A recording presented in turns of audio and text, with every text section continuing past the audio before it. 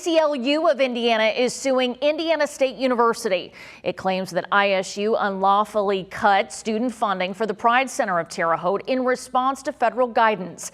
News 10's Camelia Treadway looks into why the center and the ACLU say the move violates the First Amendment. Testing and a safe place for LGBTQ+ people. Until August, student workers from Indiana State University helped keep the Pride Center running. It was funded partly through federal work-study and a university-backed grant program. The way the work-study program works is it's federal funded, and ISU will pay some of those funds for the student, and the agency, in this case the Pride Center, will pay the remainder. But a new lawsuit says that funding was suddenly cut after ISU cited guidance from the U.S. Department of Justice, cautioning universities not to fund positions that could be seen as giving out roles based on protected characteristics, like gender identity or sexual orientation.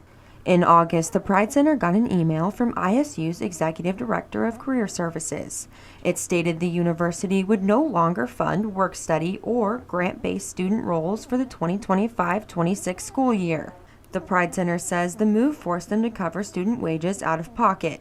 A temporary grant is helping for now, but that support only lasts 6 months. It doesn't discriminate in hiring. It doesn't discriminate in the services it provides. It is being targeted because it is an organization that assists persons who are LGBTQ and advocates for them and is a voice for them. The center argues it does not require any identity-based beliefs, and the lawsuit asks a federal court to restore funding and prevent what it calls further retaliation. We reached out to Indiana State University for comment.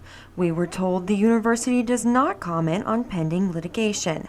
The ACLU, which is representing the Pride Center, says the lawsuit is part of a growing pattern.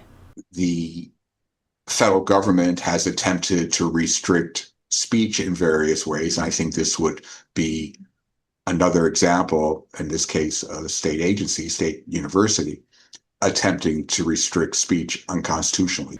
They cite a recent case involving a Ball State employee, allegedly fired over political social media posts concerning Charlie Kirk. The Pride Center says it already faces a small budget, and continued support from student workers is essential to keeping its doors open. Reporting in Terre Haute, I'm Camelia Treadway.